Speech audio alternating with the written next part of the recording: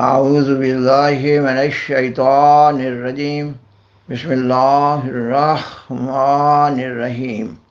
سامعین و ناظرین کرام، السلام علیکم ورحمۃ اللہ وبرکاتہ۔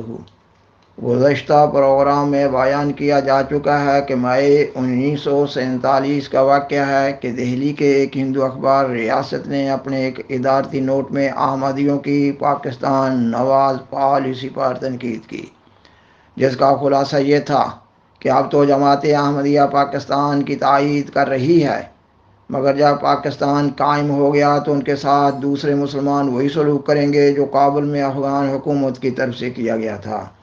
جماعت احمدیہ کے دوسرے امام حضرت مرزا بشیر الدین محمود احمد رضی اللہ تعالیٰ عنہ کو جب اخبار ریاست کے ادارتی نوٹ کا علم ہوا تو آپ نے 16 مئی 1947 کو نماز مغرب کے بعد قادیان کے احباب جماعت سے خطاب فرمایا۔ آپ نے اپنی تقریر میں مطالبہ پاکستان کی معقولیت و ضرورت کو مختلف نقطۂ نگاہ سے بڑی تفصیل سے بیان فرمایا۔ آپ نے فرمایا کہ مسلمان مظلوم ہیں، اس لیے ہم ہر صورت میں مظلوموں کے ساتھ ہو کر اپنے کام کو جاری رکھیں گے، خواہ ہمیں تختہ دار پر ہی لٹکا دیا جائے۔ آج کے پروگرام میں حضرت خلیفۃ المسیح ثانی رضی اللہ تعالیٰ عنہ کی تقریر کی دوسری قسط پیش کی جا رہی ہے، اور یہ اس پروگرام کی آخری قسط ہے۔ آپ نے 16 مئی 1947 کو نماز مغرب کے بعد قادیان کے احباب جماعت سے خطاب فرمایا۔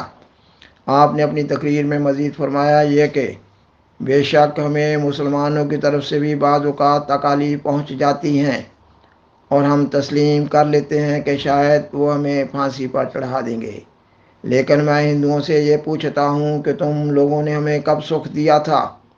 تم لوگوں نے ہمیں کب آرام پہنچایا تھا؟ اور تم لوگوں نے کب ہمارے ساتھ ہمدردی کی تھی؟ آپ نے فرمایا اگر ہم ان تمام حالات کی موجودگی میں جو اوپر ذکر ہو چکے ہیں انصاف کی طرفداری کریں گے تو کیا خدا تعالی ہمارے اس فعل کو نہ جانتا ہوگا کہ ہم نے انصاف سے کام لیا ہے؟ جب وہ جانتا ہوگا تو وہ خود انصاف پر قائم ہونے والوں کی پشت پناہ ہوگا۔ لکھنے والوں نے تو لکھ دیا کہ احمدیوں کے ساتھ وہی سلوک ہوگا جو کابل میں ان کے ساتھ ہوا تھا، مگر میں ان سے پوچھتا ہوں کہاں ہے امان اللہ والی افغانستان؟ اگر اس نے احمدیوں پر ظلم کیا تھا تو کیا خدا تعالیٰ نے اس کے اسی جرم کی پاداش میں اس کی دھجیاں نہ اڑا دیں؟ کیا خدا تعالیٰ نے اس کی حکومت کو تباہ نہ کر دیا؟ کیا اللہ تعالیٰ نے اس کی حکومت کے تار و پود کو بخیر کر نہ رکھ دیا؟ کیا اللہ تعالیٰ نے اس کو اس کی ذریت سمیت ذلیل اور رسوائے عالم نہ کر دیا؟ کیا خدا تعالیٰ نے مظلوموں پر بے جا ظلم دے کر ظالموں کو کافر کردار تک نہ پہنچایا؟ اور کیا اللہ تعالیٰ نے امان اللہ کے اس ظلم کا اس سے کما حق کا بدلہ نہ لیا؟ ہاں، کیا اللہ تعالیٰ نے اس کی شان و شوکت، روب اور دبدبہ کو خاک میں نہ ملا دیا؟ سامعین و ناظرین کرام، سیدنا حضرت خلیفۃ المسیح ثانی رضی اللہ تعالیٰ عنہ نے مزید فرمایا یہ کہ ہم یقین رکھتے ہیں کہ اگر ہم انصاف کا پہلو اختیار کریں گے اور اس کے باوجود ہم پر ظلم کیا جائے گا تو ظالموں کا وہی اشر کرے گا جو امان اللہ کا ہوا تھا۔ اگر ہم پہلے خدا پر یقین رکھتے تھے تو کیا اب چھوڑ دیں گے؟ ہمیں اللہ تعالیٰ کی ذات پر کامل یقین ہے، وہ انصاف کرنے والوں کا ساتھ دیتا ہے اور ظالموں کو سزا دیتا ہے۔ وہ اب بھی اسی طرح کرے گا جس طرح اس سے پیشتر وہ ہر موقع پر ہماری نصرت و اعانت فرماتا رہا۔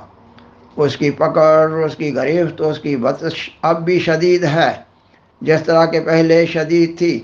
یہ احمدیت کا پودا کوئی معمولی پودا نہیں، یہ اس نے اپنے ہاتھ سے لگایا ہے، اور وہ خود اس کی حفاظت کرے گا اور مخالف حالات کے باوجود کرے گا۔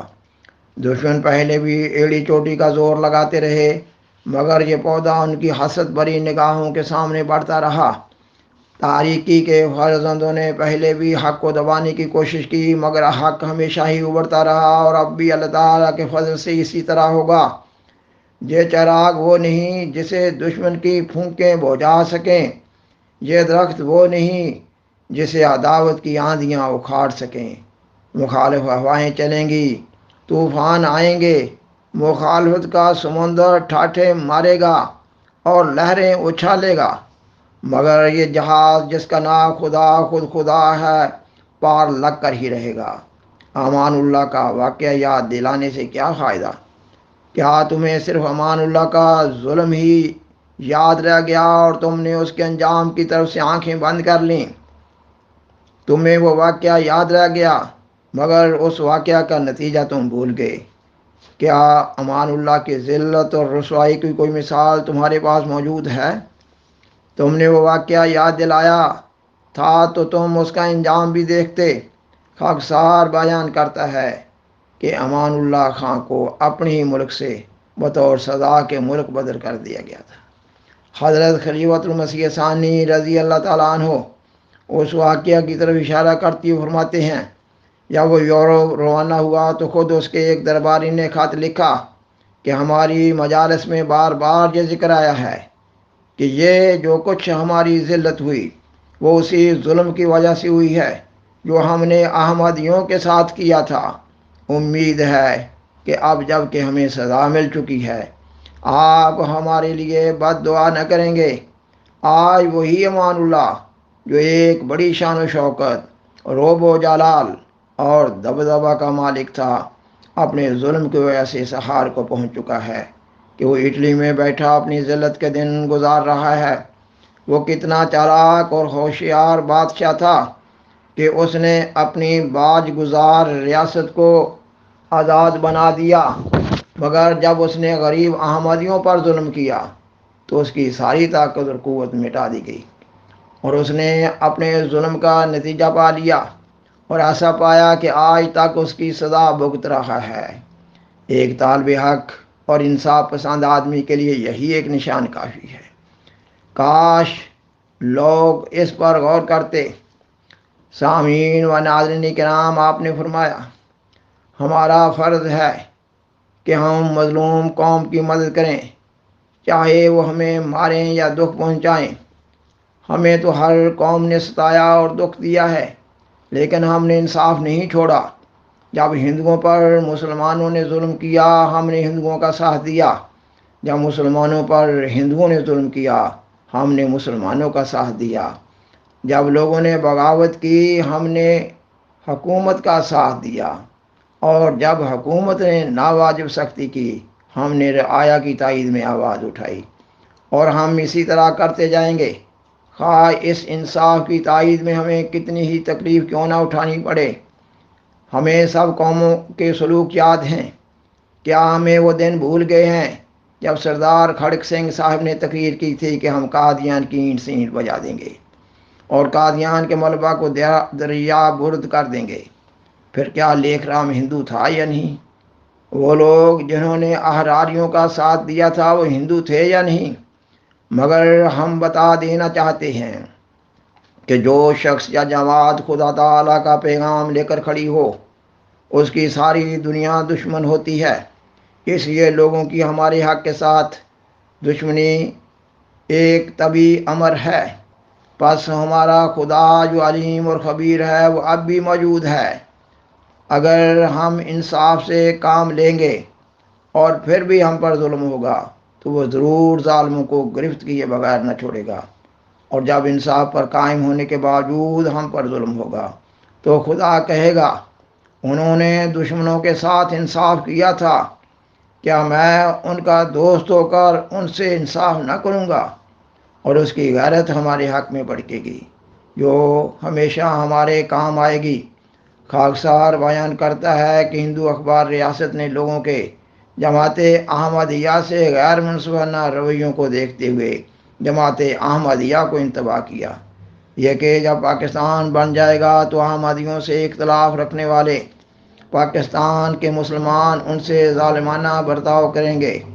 اور سیدنا حضرت خلیفۃ المسیح ثانی رضی اللہ تعالیٰ عنہ نے اس اخبار کے اس بیان کے پس منظر میں جو خطاب فرمایا اس میں الہی جماعتوں کے ضابطۂ اخلاق اور اللہ تعالیٰ کا الہی جماعتوں سے جو حفاظت کا وعدہ ہوتا ہے اس کا ذکر کیا۔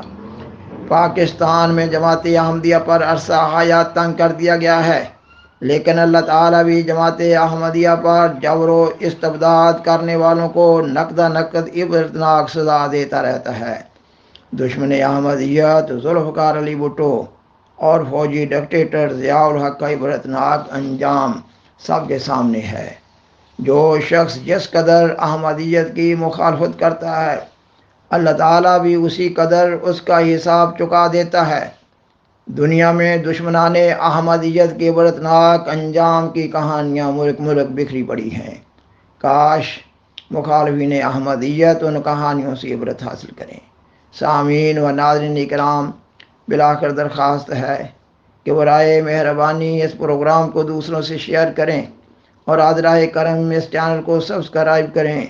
جزاکم اللہ تعالی احسن الجزاء وآخر دعوانا ان الحمدللہ رب العالمین۔ والسلام علیکم ورحمۃ اللہ وبرکاتہ۔